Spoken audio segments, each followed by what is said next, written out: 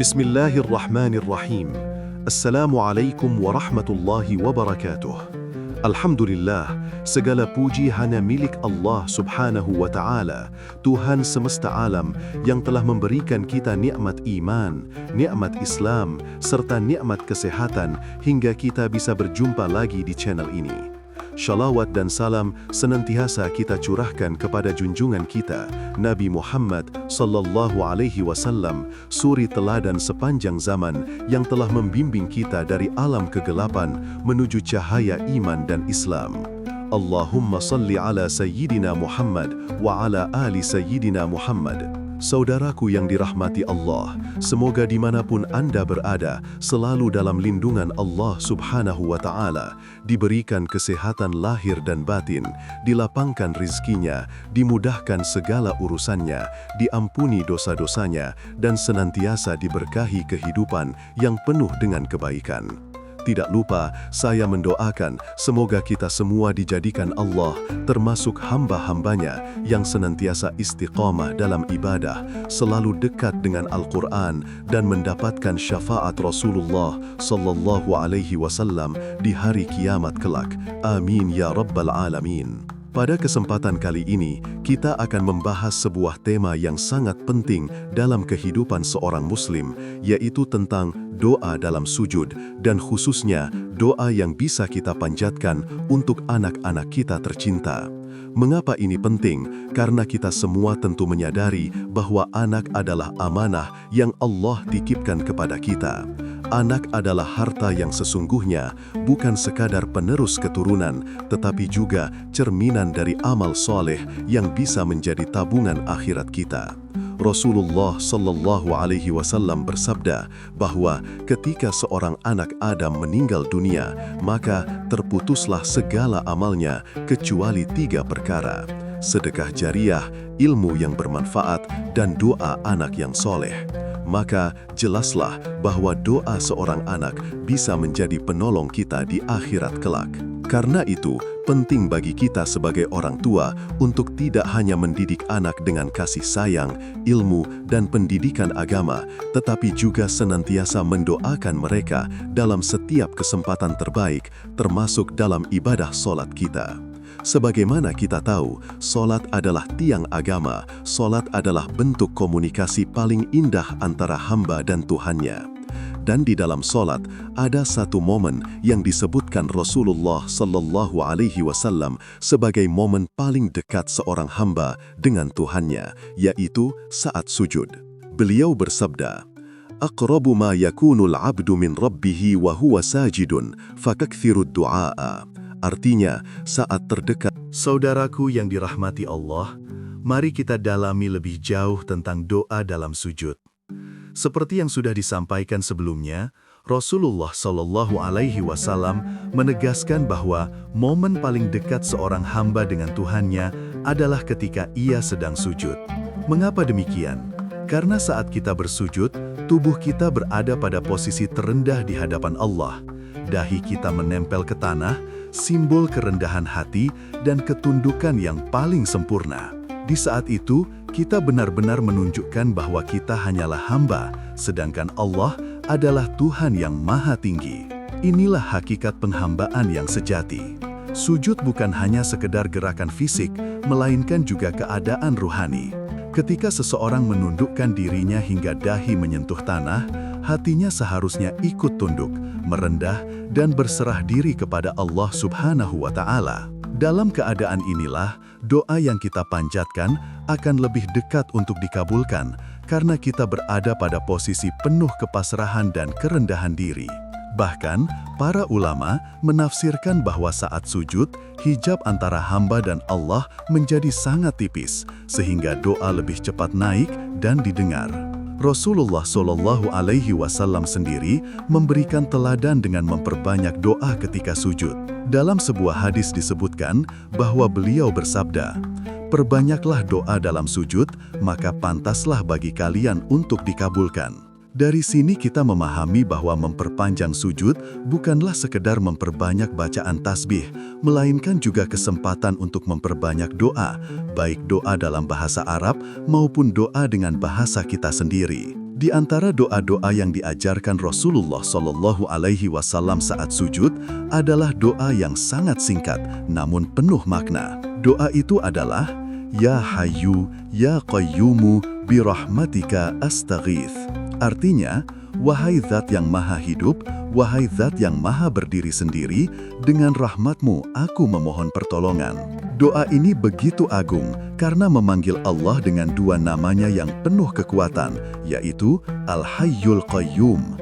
Al-Hayy berarti Allah adalah Zat yang maha hidup, tidak pernah mati, tidak pernah tidur, tidak pernah lengah.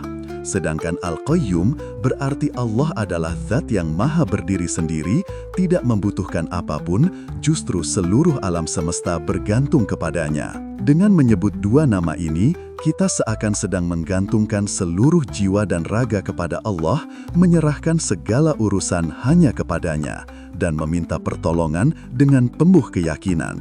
Doa ini sering dibaca oleh Rasulullah Shallallahu Alaihi Wasallam dalam sujudnya, terutama ketika menghadapi masalah besar. Dalam riwayat, disebutkan beliau terus-menerus mengulang doa ini ketika dalam keadaan sulit.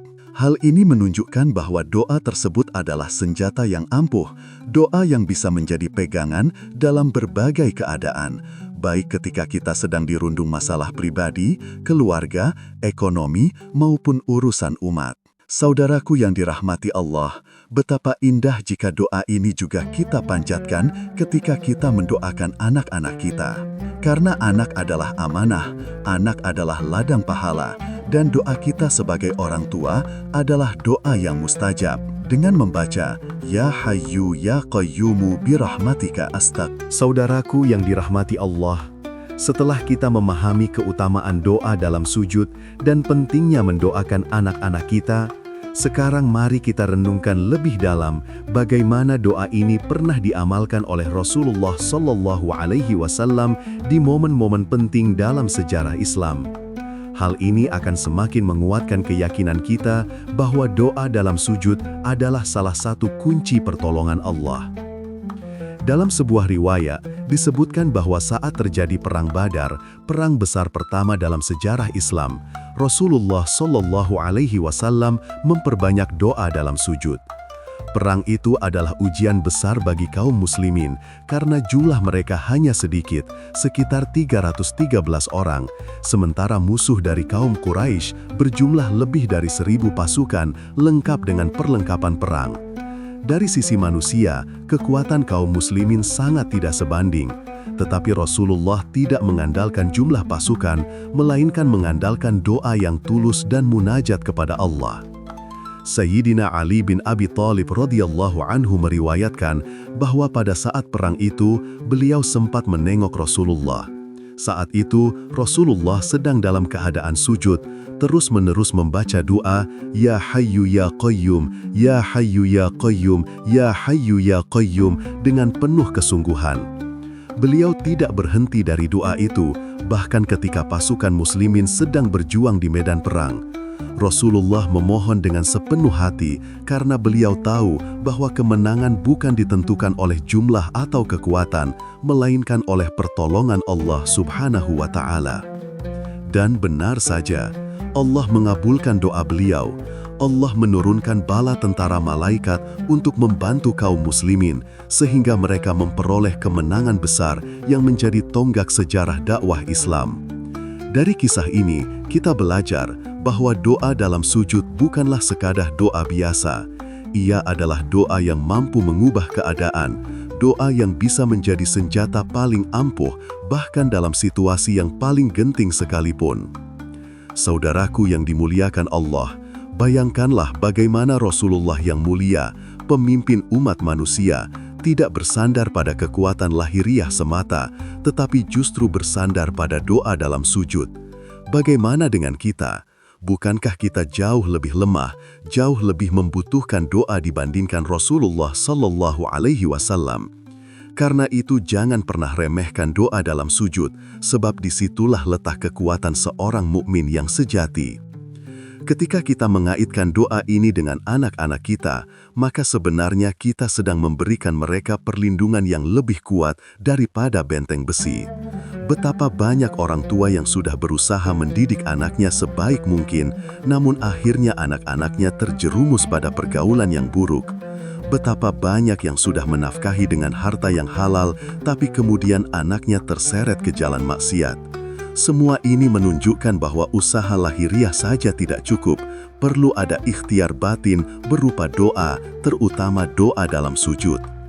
Rasulullah Shallallahu Alaihi Wasallam pernah bersabda bahwa ada 3 doa yang mustajab dan tidak tertolak. Salah satunya adalah doa orang tua untuk anaknya. Maka, ketika kita menggabungkan doa mustajab itu dengan waktu mustajab dalam sujud, sungguh itu adalah kombinasi yang luar biasa. Maka, jangan heran jika doa orang tua dalam sujud bisa menjadi penentu masa depan anak, bisa menjadi penyelamat di saat mereka menghadapi kesulitan hidup, bahkan bisa menjadi benteng yang menjaga mereka. Saudaraku yang dirahmati Allah, setelah kita bersama-sama menyimak penjelasan panjang tentang keutamaan doa dalam sujud, kisah Rasulullah Shallallahu Alaihi Wasallam dalam memperbanyak doa pada momen-momen penting, serta bagaimana doa orang tua dalam sujud bisa menjadi benteng bagi anak-anaknya, kini tibalah saatnya kita merenung dan menutup perjumpaan kita dengan hati yang penuh syukur. Sungguh, doa dalam sujud bukanlah perkara kecil. Ia adalah kunci kebahagiaan hidup, baik di dunia maupun di akhirat. Melalui doa dalam sujud, kita belajar bahwa seorang hamba tidak boleh sombong di hadapan Tuhannya. Kita belajar untuk merendahkan diri, menempelkan wajah kita ke tanah, menyadari bahwa kita hanyalah makhluk yang lemah, sementara Allah lah yang maha perkasa. Saudaraku, marilah kita ingat kembali firman Allah Subhanahu wa Ta'ala dalam Al-Quran yang penuh kemuliaan. Allah berfirman dalam surah Al-Alaq ayat 19, "Wasjud waqtarib." Artinya, bersujudlah dan dekatkanlah dirimu kepada Allah.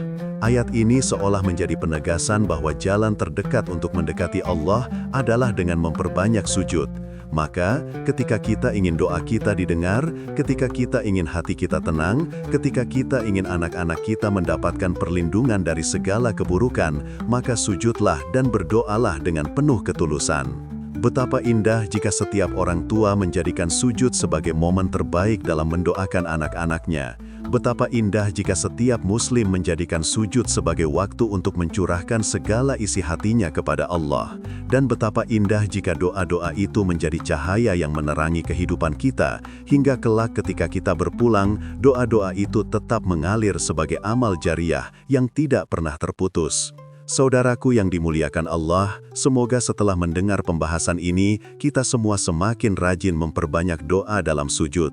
Jangan biarkan sujud kita kosong tanpa doa. Jangan biarkan sholat kita hanya sebatas gerakan tubuh tanpa isi. Isilah setiap sujud kita dengan doa-doa yang penuh makna, doa-doa yang tulus, doa-doa yang bukan hanya untuk diri kita, tetapi juga untuk anak-anak kita, keluarga kita, dan seluruh umat Islam. Sebelum kita akhiri perjumpaan ini, izinkan saya mengajak diri saya pribadi dan juga